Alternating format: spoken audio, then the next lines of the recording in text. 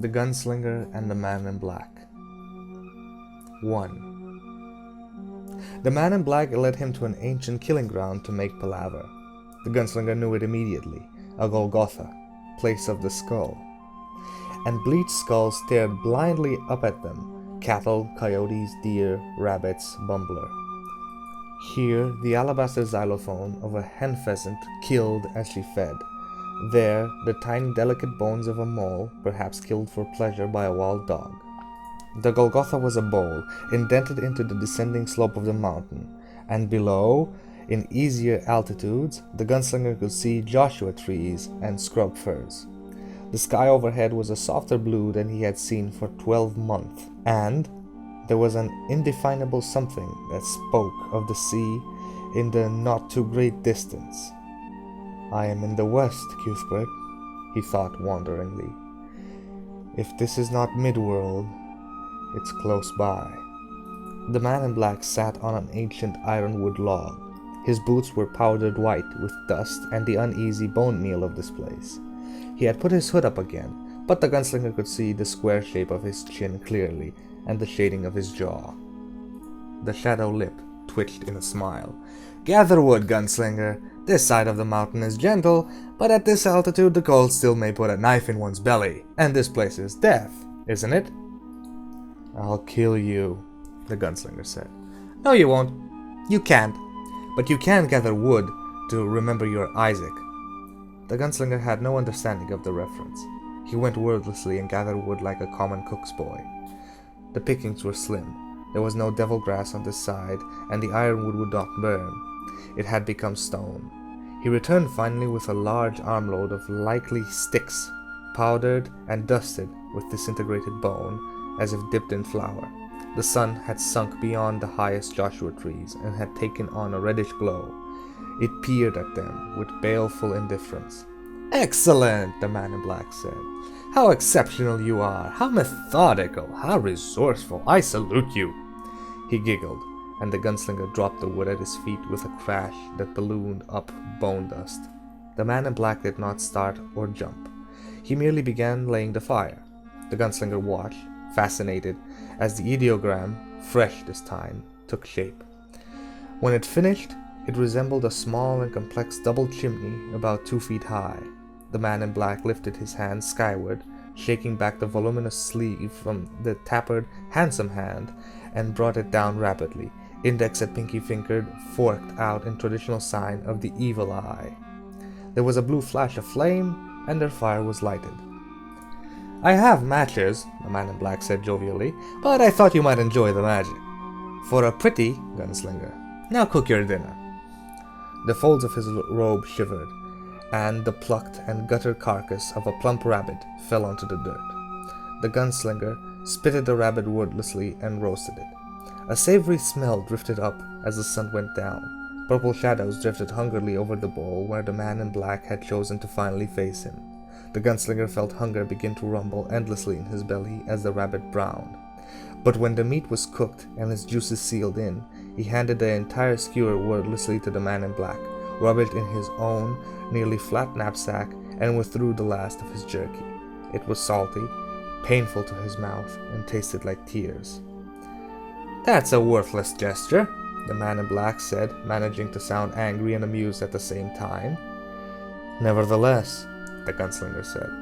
There were tiny sores in his mouth, the result of vitamin deprivation, and the salt tasted made him grin bitterly. "Are you afraid of enchanted meat?"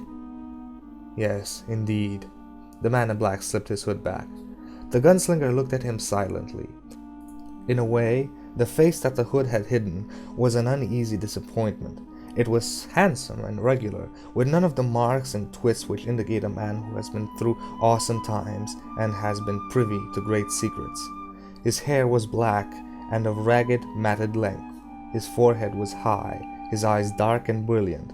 His nose was nondescript. The lips were full and sensual. His complexion was pallid, as was the Gunslinger's own. The Gunslinger said finally, "I expected an older man." "Why? I'm nearly immortal, as are you, Roland. For now, at least. I could have taken a face with which you would have been more familiar. But I elected to show you the one I was born with. See, Gunslinger? The sunset. The sun had departed already, and the western sky was filled with the sullen furnace light. You won't see another sunrise for what may seem a very long time, the man in black said.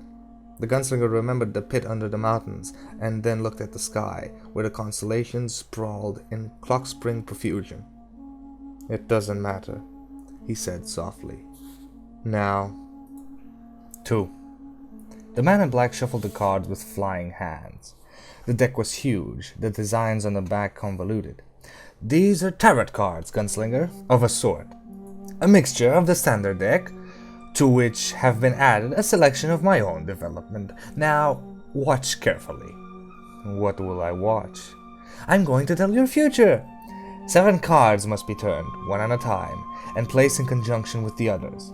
I've not done this since the days when Gilead stood and ladies played at points on the west lawn, and I've suspected I've never read a tale such as yours. Mockery was creeping in his voice again. You are the world's last adventurer, the last crusader. How that must please you, Roland. Yet you have no idea how close you stand to the tower now, as you resume your quest. Worlds turn about your head. What do you mean, resume? I never left off. At this the man in black laughed heartedly, but would not say what he found so funny. Read my fortune then, Roland said harshly. The first card was turned. The hanged man, the man in black said. The darkness had given him back his hood. Yet here, in conjunction with nothing else, it signifies strength, not death. You, Gunslinger, are the hanged man, plodding over and onward toward your goal over the pits of Na'ar. You've already dropped 1 co-traveler into the pit, haven't you? The Gunslinger said nothing, and the second card was turned. The sailor! Note the clear brow, the hairless cheeks, the wounded eyes. He drowns, Gunslinger, and no one throws out a line. The boy, Jake. The Gunslinger winced, said nothing. The third card was turned. A baboon standing grinningly astride a young man's shoulder. The young man's face was turned up, a grimace of stylized dread and horror on his features. Looking more closely, the Gunslinger saw the baboon held a whip. The prisoner, the man in black said. The fire cast uneasy, flickering shadows over the face of the ridden man, making it seem to move and writhe in wordless terror. The Gunslinger flicked his eyes away. A trifle upsetting, isn't he? The man in black said, and seemed on the verge of sniggering. He turned the fourth card. A woman with a shawl over her head sat spinning at a wheel. The Gunslinger's dazed eyes. She appeared to be smiling craftily and sobbing at the same time. The Lady of Shadows, the man in black remarked. Does she look two-faced to you, Gunslinger? She is. Two-faced, at least. She broke the blue plate. What do you mean? I don't know. And, in this case at least, the Gunslinger thought his adversary was telling the truth. Why are you showing me these? Don't ask, the man in black said sharply, yet smiling. Don't ask, merely watch. Consider this only pointless ritual, if it eases you and cools you to do so. Like church. He tittered and turned the fifth card. A grinning reaper clutched a scythe with bony fingers. Death, the man in black said simply. Yet not for you. The sixth card. The Gunslinger looked at it and felt a strange, crawling anticipation in his guts. The feeling was mixed with horror and joy, and the whole of the emotion was unnameable. It made him feel like dancing and throwing up at the same time. The tower, the man in black said softly. Here is the tower. The Gunslinger's card occupied the center of the pattern. Each of them following 4 stood on the corner, like satellites circling a star. Where does that one go? The Gunslinger asked. The man in black placed the tower over the hanged man, covering it completely. What does that mean? The Gunslinger asked. The man in black did not answer. What does that mean? He asked raggedly. The man in black did not answer. God damn you. No answer. Then be damned to you. What's the 7th card? The man in black turned the 7th card. A sun rose in a luminously blue sky. Cupids and sprites sprouted around it. Below the sun was a great red field upon which it shone. Roses or blood? The gunslinger could not tell. Perhaps, he thought, it's both. "The seventh card is life," the man in black said softly. "But not for you. Where does it fit in pattern?" "That is not for you to know," the man in black said, "or for me to know. I'm not the great one you seek, Roland. I am merely his emissary." He flipped the card carelessly into the dying fire. It charred, curled, and flashed to flame. The gunslinger felt his heart quail and turn icy in his chest. "Sleep now," the man in black said carelessly. "Perchance to dream, that sort of thing. What my bullets won't do, mayhap my hands will," the gunslinger said. His legs coiled with savage, splendid suddenness as he flew across the fire at the other, arms outstretched. The man in black, smiling, swelled in his vision, and then retreated down a long and echoing corridor, the world filled with the sound of sardonic laughter. He was falling, dying, sleeping. He dreamed. 3.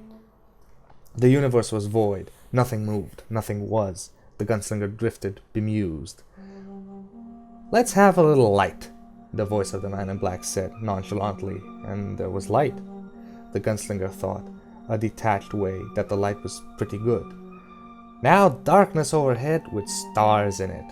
Water down below. It happened. He drifted over endless seas.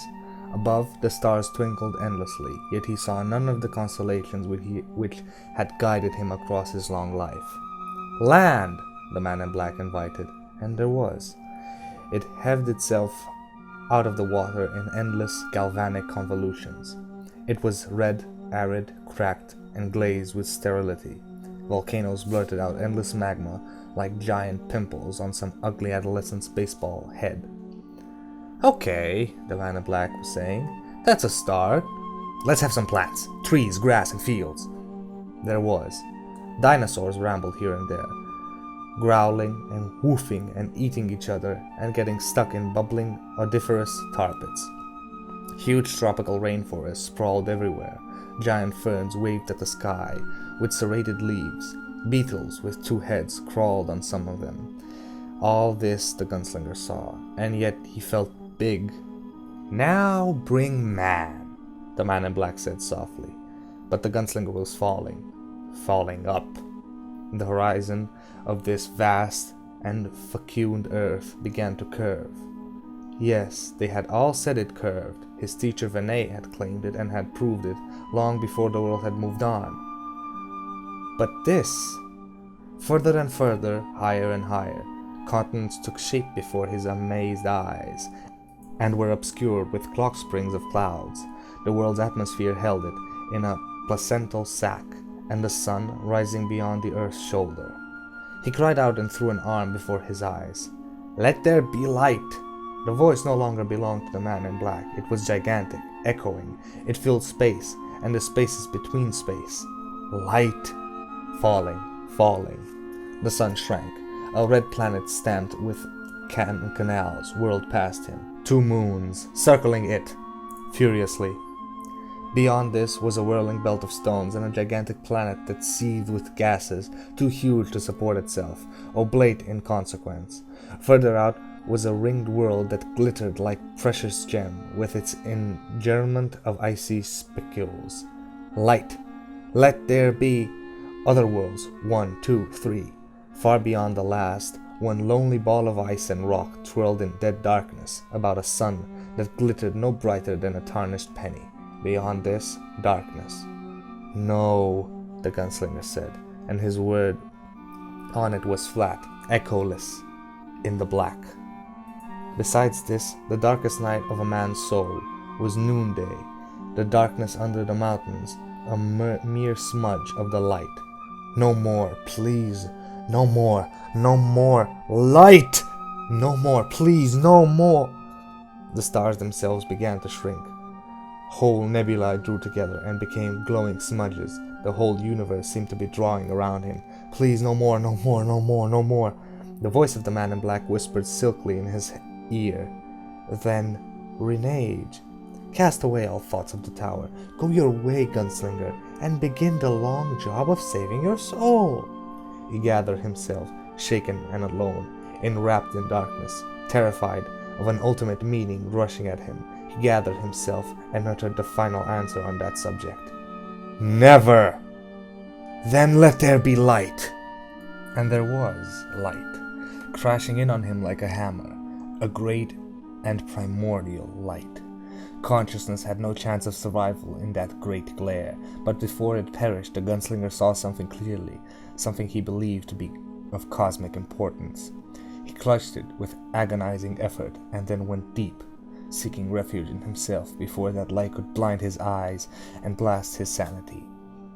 He fled the light and the knowledge the light implied, and so came back to himself. Even so do the rest of us. Even so, the best of us. 4. It was still night. Whether the same or another had no immediate way of knowing. He pushed himself up from where his demon spring at the man in black had carried him, and looked at the ironwood where Walter O'Dim, as some along Roland's way had named him, had been sitting. He was gone. A great sense of despair flooded him. God, all that do over again. And then the man in black said from behind him, "Over here, Gunslinger. I don't like you so close. You talk in your sleep." He tittered. The gunslinger got groggily to his knees and turned around. The fire had burned down to the red embers and grey ashes, leaving the familiar decayed pattern of exhausted fuel. The man in black was seated next to it, smacking his lips with unlovingly enthusiasm over the grassy remains of the rabbit. "You did fairly well," the man in black said. "I never could have sent that vision to your father. He would have come back drooling." "What was it?" the gunslinger asked. His words were blurred and shaky. He felt that if he had to rise, his legs would buckle. "The universe," the man in black said carelessly.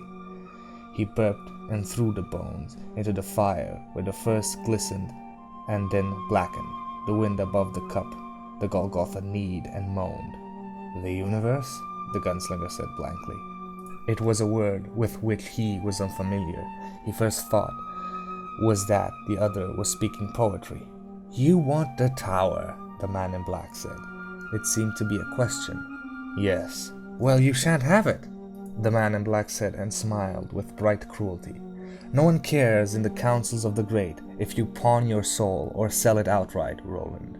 I have an idea of how close to the edge that last pushed you. The tower will kill you half a world away." "You know nothing of me," the gunslinger said quietly, and the smile faded from the other's lips. "I made your father, and I broke him," the man in black said grimly. "I came to your mother as Martin. There's a truth you always suspected, is it not? And took her. She bent beneath me like a willow, although, this may comfort you, she never broke. In any case, it was written, and it was. I am the furthest minion of he who now rules the Dark Tower, and the earth has been given into that king's red hand." "Red? Why do you say red?" "Never mind. We'll not speak of him, although you will learn more than you care to if you press on. What hurt you once will hurt you twice. This is not the beginning, but the beginning's end. You do well to remember that, but you never do." "I don't understand." "No, you don't. You never did. You never will. You have no imagination. You're blind that way." "What did I see?" the gunslinger asked. "What did I see at the end? What was it? What did it seem to be?" The gunslinger was silent, thoughtful. He felt for his tobacco, but there was none. The man in black did not offer to refill his poke by either black magic or white. Later, he might find more in his grow bag, but later seemed very far away now. "There was light," the gunslinger said. "Great white light. And then..." He broke off and stared at the man in black. He was leaning forward, and an alien emotion was stamped on his face, writ too large for lies or denial. It was awe or wonder. Perhaps they were the same. "You don't know," he said, and began to smile. "O great sorcerer who brings the dead to life, you don't know. You're a fake." "Oh, I know," the man in black said, "but I don't know What? White light, the gunslinger repeated. And then a blade of grass. One single blade of grass that filled everything. And I was tiny, infinitesimal. Grass. The man in black closed his eyes. His face looked drawn and haggard. A blade of grass. Are you sure? Yes, the gunslinger frowned. But it was purple. Hear me now, Roland, son of Stephen. Would you hear me? Yes. And so, the man in black began to speak. Thank you guys for sitting down with another part of Majin reading the Gunslinger. And next time I do believe we're gonna finish it. I hope you're all as curious as I was the first time when I read this book about what the man in black has to say. Which is why I'm leaving it for tomorrow. I promise you, you will not be disappointed about what he has to say. Long days and pleasant nights to you, listener.